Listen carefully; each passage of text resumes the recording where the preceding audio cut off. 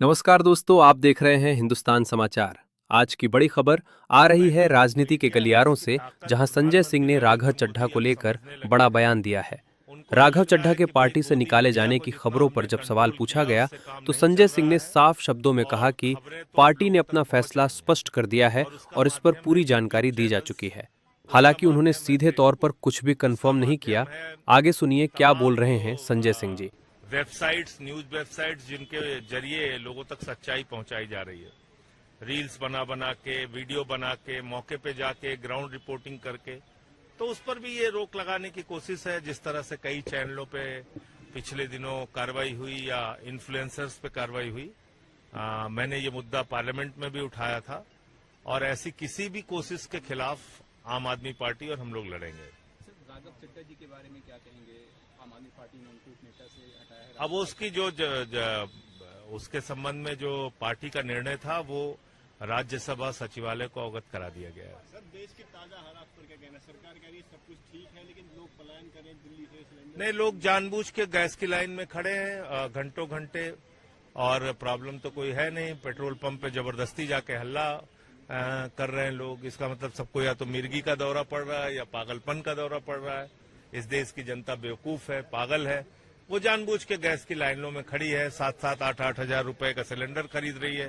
तो यही हो सकता है, और तो मुझे कुछ नहीं लगा। मोदी जी ने कहा कि राहुल गांधी विपक्ष पार्टियां केवल जनता को पैनिक कर रही है, ऐसे कोई हालात है नहीं। किसने पैनिक किया? कौन बोला?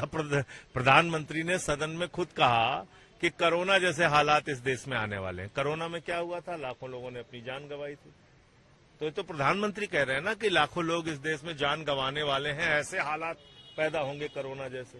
तो डराने का काम तो प्रधानमंत्री, जिस दिन प्रधानमंत्री ने स्पीच दी उनके खुद के गृह राज्य में गुजरात में, आप देखिए लंबी लंबी लाइनें सूरत में, अहमदाबाद में पेट्रोल पंप्स के ऊपर लग गई। तो ये खाली विपक्ष को हर चीज पे आरोपित करना ठीक नहीं। और दूसरी बात तो ये समस्या तो प्रधानमंत्री जी ने खुद से बुलाई है ना। उन्होंने कहा साफ तौर पे कि आ संकट मेरे घर आ, गाना गाया उसके लिए।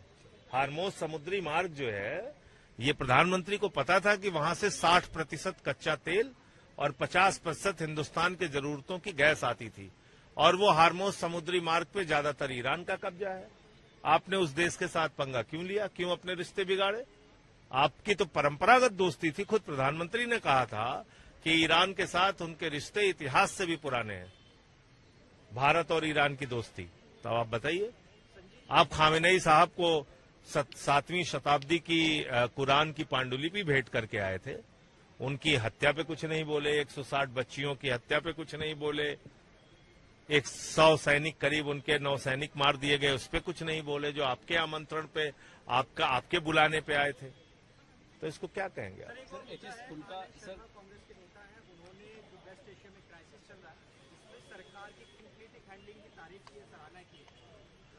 अब आनंद शर्मा जी ने क्या टिप्पणी की है मैंने सुना नहीं है, लेकिन सराहना किस बात की कर रहे हैं मुझे नहीं मालूम।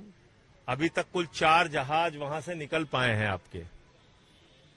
रूस और चीन के जहाज निर्बाध रूप से उनके जरूरतों के तेल और गैस लेके जा रहे हैं। उनके जहाजों को नहीं रोका जा रहा है, कुछ यहां तक कि बांग्लादेश के जहाजों को नहीं रोका जा रहा है। और आपके जहाज अभी भी 1-1, 2-2 करके निकल पा रहे हैं। यहां लड्डू बांट रहे थे बीजेपी वाले कि मोदी जी ने देखिए तुरंत ईरान के राष्ट्रपति से बातचीत की, सारी समस्या का समाधान हो गया। करिए समाधान, हम भी तारीफ करेंगे आपकी, लेकिन ऐसे झूठ मत फैलाइए।